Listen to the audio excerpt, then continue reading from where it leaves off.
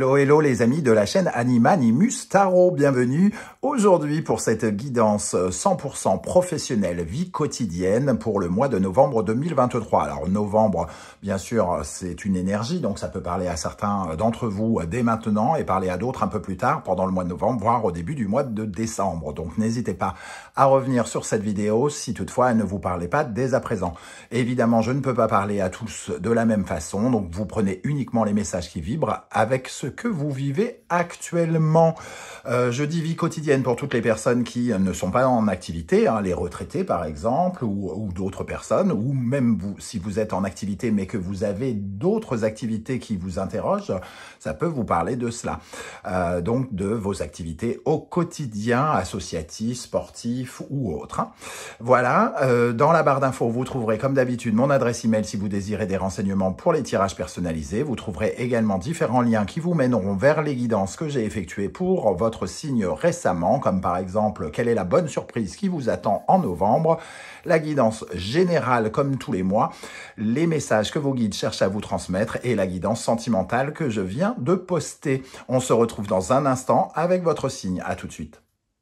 Hello, hello les amis Capricorne, ascendant Capricorne, signe martien en Capricorne. Bienvenue pour cette guidance professionnelle vie quotidienne du mois de novembre 2023. Professionnelle et vie quotidienne pour toutes les personnes qui n'ont pas d'emploi mais qui ont des activités au quotidien, hein, donc les personnes à la retraite, les personnes qui sont sans emploi ou qui sont occupées à autre chose que à leur vie professionnelle. Et je parle du mois de novembre, mais bien évidemment, ça peut parler à certains Capricornes dès à présent et parler à d'autres un peu plus tard pendant cette période, voire au début du mois de décembre. N'hésitez pas à revenir sur ce tirage si toutefois il ne vous parlait pas. Je vous conseille comme d'habitude de regarder la vidéo de votre signe ascendant et de votre signe lunaire pour avoir des compléments d'information ou pour recevoir d'autres messages. Allez, on commence tout de suite avec l'énergie principale de votre tirage, avec le tarot de Marseille. N'oubliez pas de liker, de partager et de vous abonner à la chaîne. Nous avons le diable qui apparaît à l'endroit. Vous tirez profit de la situation actuellement. Ici, on a son pouvoir, le contrôle, la puissance des événements, on contrôle toute l'énergie hein, qui nous entoure, on attire aussi nos désirs, en tout cas on exprime tellement nos désirs que finalement on en devient peut-être plus puissant, plus charismatique, on tire profit, voilà, c'est vraiment ça. Quelle que soit la situation, vous tirez profit. S'il y a des difficultés, vous trouvez comment quand même pouvoir transformer la situation pour pouvoir en tirer quelque chose. Il y a quelque chose ici qui vous permet d'avoir les bénéfices de ce que vous vivez. Alors, le diable est raccordé, on va dire, au commerce et à l'argent. Hein, donc, peut-être ici une volonté d'attirer vers soi de l'argent, de travailler avec passion pour ses projets, pour faire avancer ses projets. Il y a de l'énergie, une sorte d'instinct qui fait que ici, il y a un côté très animal pour avancer dans sa vie professionnelle. On tire profit de toutes les situations, comme pourrait le faire un animal s'il voit, je ne sais pas, de la nourriture tomber sur le sol, un ennemi tourner le dos et pour lui piquer quelque chose, etc., etc. Donc ici, il y a un grand pouvoir magnétique aussi, peut-être, autour de vous. Donc vous, peut-être, vous profitez du fait que vous séduisez quelqu'un pour l'attirer, pour imposer vos choix, pour imposer vos désirs, par exemple. Ok, on va essayer d'en savoir un peu plus avec le tarot des passages, notamment ici avec la Reine de Pentacles. La Reine de Pentacles, c'est un personnage qui réussit, en tout cas, qui se prend en charge toute seule, qui est assez indépendante, qui réussit, qui s'enrichit. Donc ici, on a l'impression quand même que pour certains d'entre vous, on parle de travail bien effectué, qui va dans le bon sens, qui vous enrichit, vous attirez de nouveaux clients, vous travaillez avec efficacité puisqu'il y a finalement avec la reine de denier des résultats, on va dire même peut-être financiers, vous gérez bien ce qu'il y a à gérer en tout cas. Ici, la reine de Pentacle, elle nous parle de cette femme qui sait tout faire, vous savez, celle qui peut être à la fois une bonne mère, une bonne chef d'entreprise, qui gère tout ce qu'il y a à gérer toute seule et qui en est tout à fait capable et qui finalement est aussi qui protège un petit peu aussi ses acquis. Hein. Elle protège pour mettre à l'abri, pour se mettre à l'abri et pour mettre son clan à l'abri. Donc il y a un côté à la fois maternant, mais aussi entreprenant. Il y a un petit peu de toutes ces énergies qui vous accompagnent ici. Avec le 5 de bâton, on nous parle qu'il y a peut-être des problèmes quand même à résoudre. Avec le 5 de bâton, ça peut être de la compétition, de la compétitivité. On peut se retrouver face à des défis que l'on a à relever. Il y a en tout cas à en tirer une sorte de changement profitable. Et justement, j'ai l'impression qu'il y a pu avoir quelque chose sur lequel vous surfez et dont vous tirez profit, alors que à la base, ça partait peut-être mal, qu'il y avait peut-être quelque chose qui n'était pas positif. Ici, le 5 de bâton peut nous parler justement de problèmes qu'il faut résoudre et qui vous apportent des changements profitables ou une certaine forme de réussite matérielle. Donc, on retrouve un peu cette reine de Pentacle à proximité. Donc, on sent quand même que vous avez le pouvoir, le contrôle sur la situation ici. Alors, si ce n'a pas été toujours le cas, on sent que vous profitez de quelque chose. Il y a quelque chose qui se libère, il y a quelque chose qui pourtant coincé, et d'un seul coup, vous arrivez à obtenir quelque chose comme ça. Avec la sagesse de l'oracle, nous avons respiration, qui nous dit que vous avancez peut-être lentement, mais en tout cas, vous avancez sûrement. Ici, on nous parle de bien-être aussi. Hein. Donc, la reine de Pentacle et la respiration nous parlent tous les deux de bien-être. Donc, il y a peut-être un petit peu quelque chose qui vous fait du bien ici, qui vous reconnectez à vous et à un sentiment de confiance ici. Peut-être dans l'adversité, dans la compétition, vous attirez quelqu'un et ça remet en valeur qui vous êtes. Parce que ici aussi, on a oublié de le dire quand même, c'est la confiance en soi, les deniers. Hein. Donc, cette femme, elle a particulièrement confiance en elle parce qu'elle peut gérer tout en même temps. Et on retrouve ici cette énergie de confiance, de bien-être. Donc, peut-être des résultats qui redorent votre image aussi, hein, qui vous permettent de vous revaloriser. Peut-être par le biais d'une compétition. On profite de la faiblesse d'un concurrent ou de quelque chose qu'il a en moins que nous pour pouvoir s'affirmer, par exemple. Avec l'oracle des miroirs, nous avons l'énergie du travail et de l'enfant. On voit de l'activité, ce que je ressentais déjà avec le diable, parce qu'il y a quand même une dynamique une dynamique très enthousiaste. Et ici, avec le travail et l'enfant, on voit un côté consciencieux quelque part pour essayer de mettre en place peut-être un nouveau projet ou quelque chose de nouveau, une nouvelle mission, de nouveaux projets, de nouveaux clients, voilà, en fonction de ce que vous faites, cette nouveauté est représentée par l'enfant, c'est un nouveau travail ou quelque chose de neuf en tout cas hein, pour vous. Il y a la gestion, on gère plutôt bien ce qui se passe, toutes les difficultés ici pour essayer de se reconnecter avec quelque chose de nouveau. Ok, quel est votre état d'esprit pour aborder le mois de novembre? La Lune. La Lune, vous faites preuve d'imagination. Il y a quelque chose qui a besoin de germer, qui est en train de germer en vous. Hein. C'est un peu l'œuf fécondé qui sort. Hein. C'est un peu l'accouchement de quelque chose, la Lune ici.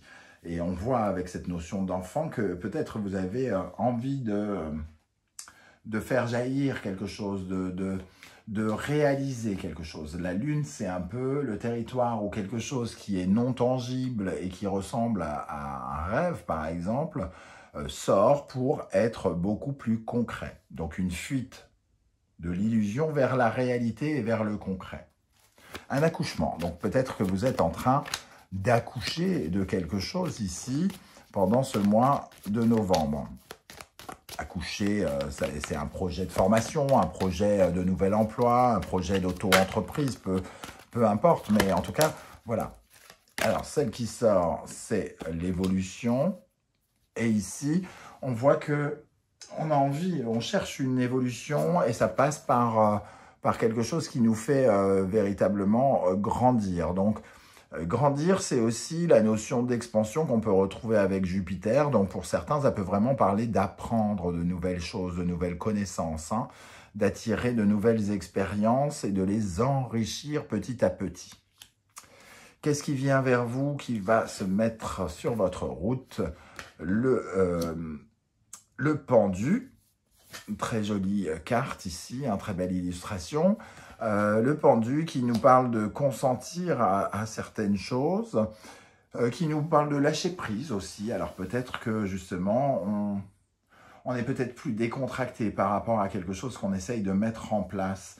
On sait avec le pendu qu'on va devoir s'investir dans quelque chose, hein, et on a l'air de vouloir le contrôler et tout ça. Peut-être que ce diable et ce pendu nous parlent aussi de couper un lien avec quelque chose qui n'était pas bien dans le passé et qui nous fait aller vers quelque chose de nouveau, un nouveau projet.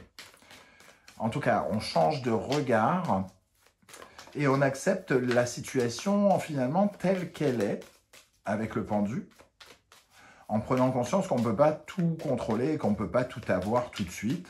C'est aussi peut-être pour ça que vous avancez lentement mais sûrement. Qu'est-ce qu'on a avec ce pendu pour les Capricornes? Fécondité, on sait que les idées... alors ici, on a l'accouchement, je le disais, hein, là on a la fécondité, on a l'enfant, on voit que... on porte une réflexion tout à fait intéressante et nouvelle peut-être sur notre capacité à créer quelque chose, à nourrir quelque chose, à apprendre. Parce que la fécondité, c'est nourrir, c'est éduquer son enfant, le faire grandir. Et ici, on voit que on se laisse porter par notre créativité, on se laisse porter par ce nouveau bébé, ce nouveau quelque chose qu'on nourrit. On se laisse porter par les études, sans pression peut-être pour l'instant, en tout cas dans un premier temps. Quelle est la dominante de ce tirage? Nous avons l'ermite, une grande lucidité, une certaine forme de maturité. On retrouve l'énergie ici avancer doucement mais sûrement. Il y a une certaine forme pour certains d'entre vous d'apprentissage ou de formation, hein, parce que ce que vous cherchez, c'est à connaître, c'est à avoir des solutions, à trouver des solutions. Et les solutions passent souvent par la connaissance et par la sagesse. Donc, on retrouve cette énergie ici qui fait que peut-être vous êtes un peu, comment dire, replié sur vous-même avec cette énergie de l'ermite, mais vous êtes très engagé, très investi, avec passion dans ce que vous faites, j'ai l'impression, avec le diable. Alors, qu'est-ce qu'on a sur l'énergie de l'ermite pour les Capricornes? Sur l'ermite. Famille. Alors, on apprend de nouvelles connaissances, de nouveaux talents, de nouveaux dons, de nouveaux acquis. Hein. Il y a vraiment essayé de gagner en pouvoir ici, de tirer profit d'une nouvelle science, de nouveaux outils, de nouvelles connaissances. Parce que la famille, c'est tous les dons aussi, toutes nos capacités qui sont représentées dans cette carte. Comment les choses vont évoluer? On a la lune et le pendu, 18 plus 12, ça fait 30, hein, donc la créativité, et on retrouve cette notion un peu d'impératrice et de fécondité. Donc on voit que ça passe aussi par l'imagination, par le fait de communiquer, de séduire. Hein. Il y a une certaine forme de séduction aussi pour avancer. Ici, comment ça va évoluer? Alors, avec l'ermite et l'étoile, on sait qu'on est sur la bonne route, mais ça met du temps. C'est quelque chose qui n'arrive pas forcément tout de suite, tout de suite. L'étoile nous parle aussi éventuellement d'un soutien, de recevoir de l'aide. En fonction de ce que vous vivez, peut-être que vous arrivez à séduire quelqu'un qui va vous accorder, qui va vous tendre la main. Qu'est-ce qu'on a avec l'étoile? Qui va vous tendre la main par rapport à ce nouveau projet que vous essayez de mettre en place. En tout cas, il y a un sentiment de protection et d'aide, comme si les éléments se mettaient au bon moment sur votre route. Alors, qu'est-ce qu'on a sur l'étoile pour les Capricornes? Jalousie, trahison, oula. Alors, l'étoile peut nous parler d'illusion. D'illusion et essayer de... Alors, comme on a ici un nouveau projet, on voit qu'on n'a pas forcément le contrôle, il y a une grande réflexion ici. Peut-être que quand même on peut recevoir une main ou qui soit... pas dangereuse, hein. Il peut y avoir une sorte de tentation, mais il va falloir quand même se méfier de quelque chose ici, parce que on a la jalousie et la trahison qui sous-entend quelque chose qui est basé peut-être sur un mensonge, sur de l'hypocrisie ou sur quelque chose de mesquin. Mais comme vous tirez profit de la puissance des événements, j'ai envie de dire que vous tirez la ficelle de votre... comment on dit déjà? Vous tirez la ficelle de votre jeu, je sais plus, j'ai un gros bug. C'est pas grave, bien écoutez, vous avez l'atout qu'il faut en tout cas. Vous tirez profit de cette situation, même s'il y a quelque chose d'un peu douteux, mensonger, tout ça. C'est peut-être cette compétitivité ici un peu malsaine. On vous donne l'impression qu'on est de votre côté, mais on ne l'est peut-être pas tout à fait. Mais vous, alors dans ce cas-là, soit vous n'êtes pas dupe, ou soit vous vous jouez de ces éléments pour pouvoir avancer. Un peu de stratégie, j'ai envie de dire peut-être. En synthèse de ce tirage, nous avons le monde, beaucoup d'ouverture ici, l'ouverture aux autres, peut-être beaucoup de communication avec l'énergie qu'on avait déclarée ici, l'impératrice, la fécondité. Cette énergie du monde nous parle aussi d'aller vers la conclusion de quelque chose et le démarrage de quelque chose. Si on parle vraiment d'un nouveau projet, peut-être que c'est le tout début ou la dernière phase de ce nouveau projet avant qu'il puisse voir le jour, par exemple. En tout cas, le monde, c'est quand même une énergie importante. Alors, il y a peut-être beaucoup de relations, beaucoup de rapports aux autres d'une façon générale. Et dans la synthèse de ce jeu, il faudra tirer profit des personnes que l'on va côtoyer pendant ce mois, peut-être. Alors, qu'est-ce qu'on a sur le monde ici pour les Capricornes? Attirer l'attachement. Il y a beaucoup de passion ici. Alors, est-ce que vous faites quelque chose qui vous passionne ou qui risque de vous passionner? En tout cas, ici, on voit qu'il y a une ouverture par rapport à un compromis, une négociation par rapport à quelque chose. Hein. On serre des pattes, on signe des choses et c'est quelque chose qu'on veut vraiment. Donc, il y a une certaine forme de réussite quand même. On attire vers soi quelque chose qu'on désire, hein, quelque part. Il y a juste cette notion ici d'illusion, de faire attention à ces mains qui pourraient se tendre ou à ces amitiés qui pourraient se proposer, qui ne sont peut-être pas toujours très bonnes. Voilà les amis Capricorne, comment je ressens ce tirage, je ne sais pas du tout comment ça va vous parler. N'hésitez pas à être très nombreux à commenter, hein. Ça enrichit mes tirages évidemment quand je lis vos témoignages. Et si vous ne voulez pas raconter votre vie sur YouTube, ce que je peux aussi comprendre, vous le savez, vous laissez un petit emoji en commentaire et je saurai que vous êtes passé.